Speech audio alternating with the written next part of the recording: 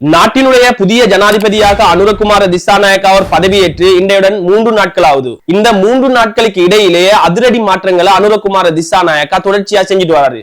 டக்கு டக்கு டக்கு டக்குன்னு சொல்லி போட்டு ஒவ்வொரு நிமிடத்துக்கு ஒருக்கா அப்டேட் வந்துட்டே இருக்கு. பல மாற்றங்களை பல புதிய விஷயங்களை அனுரகுமார திசாநாயக்க அடிக்கடி நிமிஷத்துக்கு ஒருக்கா செஞ்சுட்டே வராரு.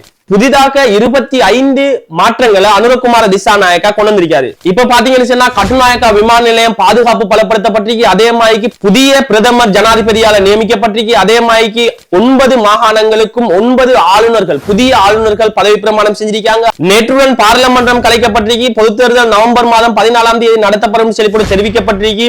இடைக்கால அமைச்சரவை ஜனாதிபதியால அமைக்கப்பட்டிருக்கு. இப்படி நாட்டுல நிமிஷத்துக்கு ஒருக்கா பல மாற்றங்கள். இந்த முதல்வன் படத்துல வர மாதிரி நாட்டுக்கு எது நல்லதுன்னு தோணுதோ அதை நான் செஞ்சே தீருவேன். இனி 25 வருஷம் கழிச்சு இருக்கிற தலைமுறைக்கு பல மாற்றங்களை அனுரகுமார திசாநாயக்க செஞ்சுட்டு வராரு. அனுரகுமார திசாநாயக்க என்னென்ன மாற்றங்களை செஞ்சிருக்காருன்னு சொல்லி போட்டு ஷோட்டா உங்களுக்கு எல்லா தகவல்களையும் இந்த காணொலி தொகுப்புல நான் தரப்புறேன்.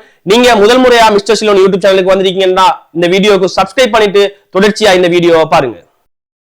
உங்க எல்லாருக்குமே தெரிஞ்ச விஷயம் தான், இலங்கையுடைய பிரதமராக கலாநிதி ஹரிணி அமரசூரிய ஜனாதிபதி முன்னிலையில பதவி பிரமாணம் செஞ்சிருந்தாங்க. இவங்க இலங்கை நாட்டினுடைய 3வது பெண் பிரதமர் சொல்லி போட்டு வரலாற்றுல இடம் பிடிச்சிருக்காங்க. இவங்களுக்கு கீழே முக்கியமான பல அமைச்சுக்கள் நாட்டினுடைய ஜனாதிபதி அனுரகுமார திசாநாயக்காவால வழங்கப்பட்டிருக்கு. அந்த அமைச்சுக்கள் என்னென்னு சொல்லி போட்டு பாத்தீங்கன்னு சொன்னா நீதி, கல்வி, தொழில், கைத்தொழில், விஞ்ஞானம், தொழில்நுட்பம், சுகாதாரம் மற்றும் முதலீடு போன்ற அமைச்சு பதவிகள் இவங்களுக்கு வழங்கப்பட்டிருக்கு. இலங்கையினுடைய மிக முக்கியமான பதவிகள் அனைத்துமே பிரதமர் கீழே தான் காணப்படுது. ஜனாதிபதி கீழே என்னென்ன பதவிகள் காணப்படுதுன்னு சொல்லி போட்டு பாத்தீங்கன்னு சொன்னா பாதுகாப்பு, நிதி, பொருளாதார அபிவிருத்தி, சுற்றாடல், எரிசக்தி, விவசாயம், காணி, கால்நடை, நீர்ப்பாசனம், கடல் தொழில், இப்படி முக்கியமான அமைச்சுக்கள் எல்லாத்தையுமே அனுரகுமார திசாநாயக்க தன் வசம் வச்சிருக்காரு. ஏன்னு பாத்தீங்கன்னு சொன்னா இலங்கையில காணப்படுற மிக முக்கியமான அமைச்சு பதவிகள் எல்லாமே ஜனாதிபதியின் கீழே தான் காணப்படும். இப்ப பாத்தீங்கன்னு சொன்னா ஜனாதிபதிக்கு ஒரு நபருக்கு ஜனாதிபதிக்கு சொல்லி போட்டு இல்லை, ஒரு நபருக்கு 10-15க்கு மேற்பட்ட அமைச்சு பதவிகள் கொடுக்கப்பட்டிருக்கு. ஏன்னு சொன்னா அமைச்சரவை 4 பேர் மட்டுமே கொண்ட இடைக்கால அமைச்சரவை ஒன்றினை அனுரகுமார திசாநாயக்க தெரிவு செஞ்சிருக்காரு. அதனால ஒரு நபருக்கு 10க்கு மேற்பட்ட அமைச்சு பதவிகள் வழங்கப்பட்டிருக்குது. இந்த நேரத்துல பாத்தீங்கன்னு சொன்னா பாராளுமன்ற உறுப்பினர் விஜித ஹேரத் அமைச்சராக பதவி பிரமாணம் செய்து கொண்டார் ஜனாதிபதி முன்னிலையில. நான் ஏற்கனவே சொன்ன மாதிரி இவருக்கும் 10க்கும் மேற்பட்ட அமைச்சு பதவிகள் கொடுக்கப்பட்டிருக்குது. இவரும் நிறைய அமைச்சு பதவிகள்ல இருக்காரு. முக்கியமான இலங்கையில மிக முக்கியமான அமைச்சுகள்ல இவரும் இருக்காரு. உடனடியாக ஜனாதிபதி அனுரகுமார திசாநாயக்க அவரால 25 மாவட்டங்களுக்கும், அதாவது ஒரு மாவட்டத்திற்கு தலா 10 பேர் சொல்லி போட்டு 25 மாவட்டங்களுக்கும் 250 நபர்களை ஜனாதிபதியின் கண்காணிப்பின் கீழ் ஜனாதிபதி நியமிச்சிருக்காரு. ஏன் ஜனாதிபதியின் கீழ் 250 நபர்கள் நியமிக்கப்பட்டிருக்காங்கன்னு சொல்லி போட்டு பாத்தீங்கன்னு சொன்னா முக்கியமான விடயங்களுக்காக வேண்டி ஜனாதிபதியின் கீழ் இவங்க நியமிக்கப்பட்டிருக்காங்க. உதாரணத்துக்கு 1-2 விடயங்களை நான் சொல்றேன். என்னன்னு சொல்லி போட்டு பாத்தீங்கன்னு சொன்னா இப்ப நீங்க பேருந்துல போறீங்க, பேருந்து கட்டணத்தை அதிகமா அறவுறாங்க. நீங்க வந்துட்டு ஒரு கடை ஒன்றுக்கு போறீங்க, அதுல வந்துட்டு ஒரு கடைக்காரர் வந்துட்டு அதிகமான விலையில பொருட்களை விற்காரு. எங்க லஞ்சம் அதாவது ஊழல் அதிகரித்து காணப்படுகின்றதோ அந்த ஊழலா இனம் காண்றதுக்காக வேண்டி இந்த 250 நபர்களும் ஜனாதிபதியின் கீழ் அமைக்கப்பட்டிருக்காங்க. 9 மாகாணங்கள்ல காணப்பட்ட ஆளுநர்கள் எல்லாருமே ராஜினாமா செஞ்சிட்டாங்க. அதுக்கு பிறகு இப்ப ஜனாதிபதி அனுரகுமார திசாநாயக்க அவர்களால் உடனடியாக 9 மாகாணங்களுக்கும் 9 புதிய ஆளுநர்கள் நியமிக்கப்பட்டிருக்காங்க. கிழக்கு மாகாணம், வடக்கு மாகாணம், மேல் மாகாணம், இப்படி எல்லா மாகாணங்களுக்கும் புதிய ஆளுநர்கள் நியமிக்கப்பட்டிருக்காங்க. உடனடியாக எல்லாமே உடனடி மாற்றங்கள். உடனடியா அனுரகுமார திசாநாயக்காவில டக்கு டக்கு டக்கு டக்குன்னு சொல்லி போட்டு ஒவ்வொரு மாற்றங்கள் மாறிட்டே இருக்கு. நம்ம இப்ப போய் நியூஸ் சேனல்ல பார்த்தோம்னா ஏதாவது ஒரு மாற்றம் ஒன்று வந்துட்டே இருக்கு. நான் இப்ப வீடியோ போட்டுட்டு இருக்க என்னென்ன மாற்றங்கள் நாட்டுல இடம்பெற்றிருக்குன்னு சொல்லி போட்டு தெரியாது. இதுவரைக்கும் என்னென்ன மாற்றங்கள் நடந்துட்டு இருக்குன்னு சொல்லி போட்டு தான் நம்ம பேசிட்டு இருக்கோம்.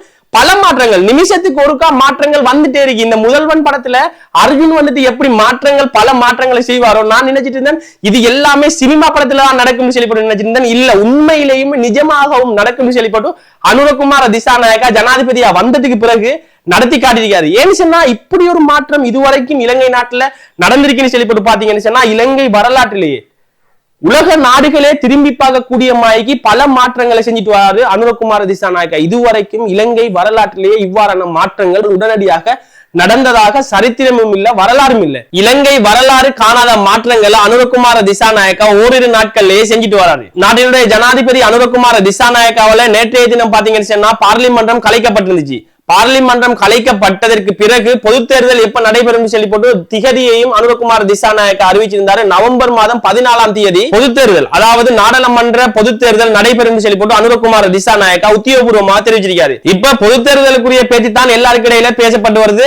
ஜனாதிபதி தேர்தல் முடிஞ்சு இப்ப பொது தேர்தல் உடனடியாக ஆரம்பிக்கிறதால பொது தேர்தல் சம்பந்தமான பேச்சுக்கள் மக்களிடையில பரவலாக பேசப்பட்டு வருது. ஜனாதிபதி தேர்தல் முடிவடைந்த உடனடியாக பொது தேர்தல் நடத்தணும் சொல்லி போட்டு அனுரகுமார திசாநாயக்க பிரச்சார மேடையில தெரிவிச்சிருந்தாரு. உங்க எல்லாருக்குமே தெரிஞ்சிருக்கும். அதே மாதிரி அவர் சென்ன மாதிரி இப்ப வந்துட்டு பார்லிமெண்டத்தை கலைச்சி பொது தேர்தல 14ஆம் தேதி நவம்பர் மாதம் 14ஆம் தேதி ஓரிரு மாதத்துக்குள்ளே பொது தேர்தலை நடத்த முடிவு செஞ்சிருக்காரு அனுரகுமார திசாநாயக்க. இதுக்காக வேண்டி இன்றைக்கு தபால் மூலமாக வாக்களிக்கிறவங்க எல்லாருமே விண்ணப்ப படிவத்தை விண்ணப்பிக்கலாம் சொல்லி போட்டு தேர்தல் ஆணைக்குழு உடனடியாக செல்லிருந்துச்சு. உங்க எல்லாருக்குமே தெரிஞ்சிருக்கும். ஜனாதிபதி அனுரகுமார திசாநாயக்காவால இப்ப இடைக்கால அமைச்சரவை, இடைக்கால அரசாங்கம் உண்டு நியமிக்கப்பட்டிருக்கிறது. இந்த இடைக்கால அரசாங்கத்துல 4 பேர்கள், அதாவது 4 நபர்கள் இந்த இடைக்கால அமைச்சரவையில அமைச்சராக பதவி ஏற்கலாம் சொல்லி போட்டு அனுரகுமார திசாநாயக்க சொல்லியிருந்தாரு. இப்ப பாத்தீங்கன்னு சொன்னா 25 அமைச்சர் செயலாளர்கள் பதவி பிரமாணம் செஞ்சிருந்தாங்க அனுரகுமார திசாநாயக்கால இப்ப கொஞ்ச நேரத்துக்கு முதல்ல. அது மட்டும் இல்லாமல் நாட்டுல காணப்படுற விலைவாசிகளும் இப்ப கொஞ்சம் கொஞ்சம் குறைஞ்சிருக்கிற மாதிரி எனக்கு சொன்னா விளங்குது. ஏன்னு சொன்னா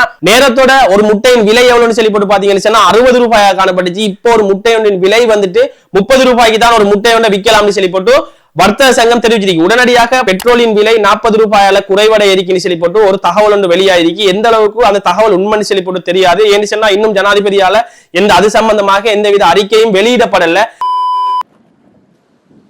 33 வாகனங்கள் தொடர்பான குமார திசாநாயக்கா ஜனாதிபதியா வந்த உடனே சொல்லியிருந்தாரு, இந்த வாகனங்கள் எல்லாத்தையுமே நீங்க பார்க் பண்ணுங்கன்னு சொல்லி போட்டு நிறைய வாகனங்கள், எக்கச்சக்கமான வாகனங்கள், இவ்வளவு வாகனங்கள் இந்த அமைச்சர்மார்க்கு இருந்திருக்காரு சொல்லி போட்டு யோசிக்கிற அளவுக்கு நிறைய வாகனங்கள் பார்க் பண்ணப்பட்டிருக்கு. எவ்வளவு வாகனங்களையும் வச்சுட்டு என்னடா நீங்க செஞ்சீங்க, உங்களுக்கு எத்தனை வாகனங்கள் வழங்கப்பட்டிருக்குன்னு சொல்லி போட்டு அவர்களுக்கே விலங்கல்ல இவ்வளவு வாகனமா பார்லிமெண்ட் உறுப்பினர்களுக்கு வழங்கப்பட்டிருக்குன்னு சொல்லி போட்டு நமக்கே கொஞ்ச நேரம் கன்ஃபியூஸ் ஆகுற அளவுக்கு தான் இருக்கு. ஏன்னு சொன்னா யாரு எவருன்னு சொல்லி தெரியாம வாகனங்களை விட்டு போட்டு ஓடி இருக்காங்க. நிறைய பேரு பார்லிமெண்ட் உறுப்பினர்கள் எல்லாம் வாகனத்தை போட்டு போயிருக்காங்க. இந்த வாகனம் யாருக்கு வழங்கப்பட்ட வாகனம் சொல்லி போட்டு இதுவரைக்கும் தெரியாது சொல்லி போட்டு நிறைய பேர் செல்றாங்க. நிறைய கருத்துக்கள் வெளியாகிய வண்ணம் காணப்படுது. அனுரகுமார் திசாநாயக்கா இந்த வாகனத்தை எல்லாத்தையுமே என்ன செய்ய போறாருன்னு சொல்லி போட்டு இன்னும் கொஞ்ச நாளையால தெரிவிப்பாருன்னு சொல்லி போட்டு நான் நினைக்கிறேன். அதே மாதிரி சில நபர்களுக்கு நாட்டில இருந்து வெளியேறுவதற்கு தடை விதிக்கப்பட்டிருக்குது. ஏன்னு சொல்லி போட்டு பாத்தீங்கன்னு சொன்னா நாட்டை விட்டு தப்பி ஓடுவதற்கான சந்தர்ப்பம் நிறைய உள்ளது. அதற்காக வேண்டி இமிகிரேஷன் ஆபீஸ்ல நிறைய பேர் கொடுக்கப்பட்டிருக்குது. இவங்க வந்தா தடுத்து நிறுத்துங்க, இவங்களை வந்துட்டு நாட்டை விட்டு வெளியேற விடாதங்கன்னு சொல்லி போட்டு அனுரகுமார திசாநாயக்கா ஒரு சட்டத்தை தெரிவிச்சிருக்கிறதாகவும் அதற்காக வேண்டி பாதுகாப்பும் அங்க பலப்படுத்தப்பட்டிருக்கிறது. தொடர்ச்சியா பாத்தீங்கன்னா புதிய ஜனாதிபதி அனுரகுமார திசாநாயக்காவில நிறைய மாற்றங்கள் இந்த இலங்கை நாட்டுல நடந்துட்டு இருக்கு. இன்னமும் நிறைய விஷயங்களை அனுரகுமார திசாநாயக்கா பல மாற்றங்களை செய்ய இருக்காரு. இந்த காணொளி தொகுப்பு உங்களுக்கு பிடிச்சிருந்தா லைக் பண்ணுங்க, கமெண்ட் பண்ணுங்க, மறக்காம சப்ஸ்கிரைப் பண்ணுங்க. உங்களிடமிருந்து விடைபெறும் நான் ரிஜாட் இஸ்மாயில்.